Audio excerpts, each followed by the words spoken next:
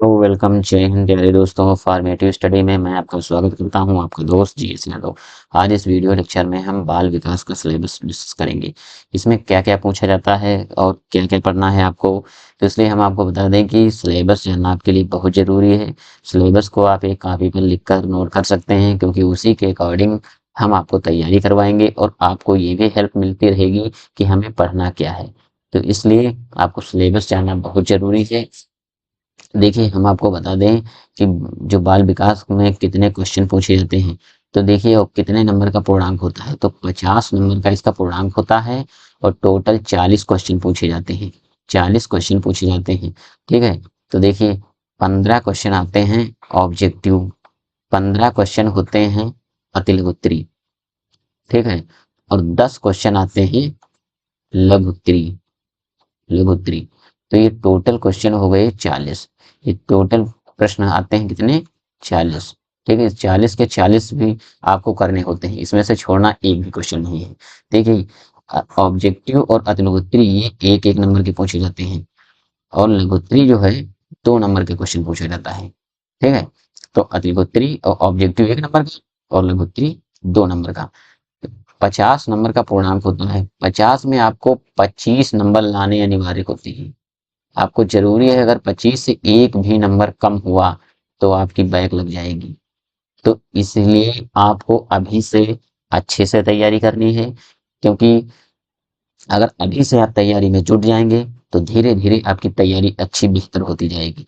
क्योंकि अगर सोचा कि आप लास्ट में तैयारी कर लें, लास्ट में, तो बता दें हम जिनको नहीं पता, क्योंकि 8 सब्जेक्ट हैं। 8 सब्जेक्ट हैं डीएलएड में, और एक दिन में 3 पेपर होते हैं। तो वहां पर बहुत ज्यादा दिक्कत होगी। आप सोच रहे होंगे कि ये 8 सब्जेक्ट 3 पेपर एक दिन में कैसे। तो हम बता दें, क्योंकि मैंने जैसे अभी रिसेंटली डीलिट किया है, तो मैंने दिक्कत उनको बहुत हुई है, क्योंकि पहले से वो इतना ज्यादा जो जरूरी नहीं है वो भी पढ़ते जा रहे हैं, और या तैयारी पहले से नहीं की है। तो उनका क्या हुआ, लास्ट में जब 3 पेपर होते सारा कुछ कंफ्यूजन में सब भूल जाते हैं। तो अभी से आपको पढ़ना है और अच्छे से कॉन्सेप्ट क्लियर करना है, क्योंकि जब आप कॉन्सेप्ट पे फोकस करेंगे तो आप क्वेश्चन कोई भी हो अच्छे से कर लेंगे। तो आइए हम देखते हैं सिलेबस। सिलेबस डिस्कस करने से पहले हम बता दें कि मैथ की जो क्लासेस हैं हमने स्टार्ट कर दी है, और इसमें हम 4 लेक्चर हो चुके हैं। आप जाइए मैथ की क्लासेस देखिए और हमसे जुड़ जाइए, क्योंकि हम अब लगातार क्लासेस, मैथ की लगातार क्लासेस होगी, और सारी क्लासेस आप टाइम टू टाइम होती रहेंगी। धीरे धीरे मैं कोशिश कर रहा हूँ कि सारी क्लासेस आपकी प्रॉपर वे में चालू हो जाएं। इसलिए आपको हमारे चैनल को सब्सक्राइब कर लेना है। देखिए, तो अब पहला चैप्टर क्या है, तो पहला ही चैप्टर है आपका बाल विकास का अर्थ। पहला चैप्टर क्या है? बाल विकास का अर्थ, क्षेत्र एवं आवश्यकता है। बाल विकास का क्या अर्थ होता है, इसका क्या मतलब होता है, इसके कौन कौन से क्षेत्र होते हैं और इसकी आवश्यकता क्या होती है। ठीक है। दूसरा चैप्टर है बाल विकास की अवस्थाएं। बाल विकास की कौन कौन सी अवस्थाएं होती हैं। ठीक है। तीसरा चैप्टर है बाल विकास के आधार एवं उसको प्रभावित करने वाले कारक। ठीक है। वंशानुक्रम तथा वातावरण। ठीक है। अधिगम। चौथा चैप्टर है आपका, 4 नंबर चैप्टर, अधिगम, सीखने का अर्थ तथा उसको प्रभावित करने वाली कारक। अधिगम को हम इतना अच्छे तरीके से आपको बता देंगे कि एक बार बस अधिगम की डेफिनेशन हम समझा देंगे, और इसके बाद आप सीखिए अधिगम को प्रभावित कर प्रभावशाली विधियां ये लिख लेंगे आप, अधिगम के नियम, ये सारा कुछ एक ही यहीं से। क्योंकि हम बता दें आपको कि हमारा पढ़ाने का तरीका जो सबसे अलग होगा, और बहुत ही अच्छे तरीके से हम आपको समझाएंगे, क्योंकि हम मेन फोकस कॉन्सेप्ट पर रखेंगे। कॉन्सेप्ट, जब आपको कॉन्सेप्ट पता होगा तो क्वेश्चन कुछ भी हो आप लिख लेंगे। अगर आपको क्वेश्चन क्वेश्चन क्वेश्चन ऐसे बताते चले जाएं, तो कि ये क्वेश्चन याद करो, ये क्वेश्चन याद करो, ये क्वेश्चन याद करो, तो ये आप ये नहीं कर पाएंगे, क्योंकि लास्ट टाइम क्या होगा, सारा कुछ आप भूल जाएंगे। ठीक है। सातवां है अधिगम के सिद्धांत एवं कक्षा शिक्षण में इनकी व्यवहारिक उपयोगिता, ये इम्पोर्टेंट है। देखिए, मोस्ट इम्पोर्टेंट है। क्यों? क्योंकि ये सीटेट में भी पूछा जाता है। ये सीटेट में भी पूछा जाता है। और हम आपको ये थॉर्नडाइक, पावलोव, स्किनर, कोहलर, पियाजे, वाइगोस्की, ब्रूनर, इनको इस प्रकार क्लियर करेंगे। इनकी थ्योरी जो इन्होंने दी है, इस प्रकार की आप उसी थ्योरी से आप डीएलएड तो अच्छा करेंगे ही करेंगे, और सीटेट में भी अच्छे नंबर लेकर आएंगे। आपको बता दें, 8वां चैप्टर है सीखने के वक्र तथा पठार। सीखने में क्या वक्र आ जाता है, क्या दिक्कत होती है।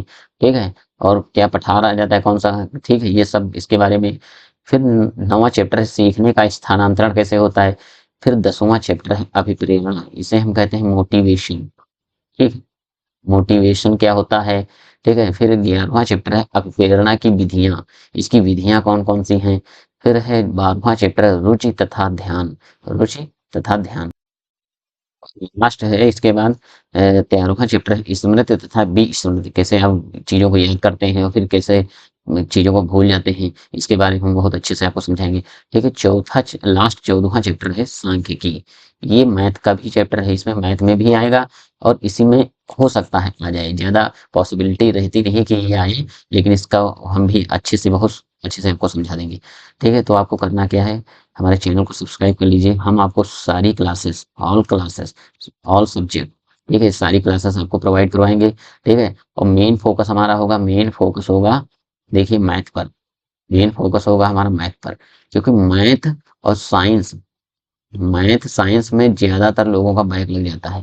ठीक है, तो हम इनकी और इतनी अच्छी से तैयारी करवा देंगे कि आप तो बैक की टेंशन छोड़ ही दीजिए। और ये बाल विकास जो 50-50 नंबर के पेपर हैं, 50 बाल विकास और सामाजिक अध्ययन 50 की है। ठीक है, और बाल विकास और शिक्षण अधिगम, ये भी 3 पेपर आते हैं 50-50 के। इनको अब ज्यादा टेंशन लेने की जरूरत नहीं, इसमें फालतू का मत पढ़िए आप, कम समय में और अच्छी तैयारी आपको करवाएंगे, क्योंकि हम आपको जो भी कंटेंट देंगे वो बहुत ही अच्छा और सॉलिड देंगे, ये फालतू का और बहुत ही शॉर्टली तरीके से, मतलब इससे कि आपको कॉन्सेप्ट पता हो, जिससे कि आप सारे क्वेश्चन अपने आप खुद ब खुद कर लें, आपको रटने की जरूरत नहीं पड़ेगी। आई होप आपको वीडियो अच्छा लगा होगा, तो चैनल को लाइक और सब्सक्राइब करना ना भूलें। जय हिंद, मिलते हैं नेक्स्ट वीडियो में।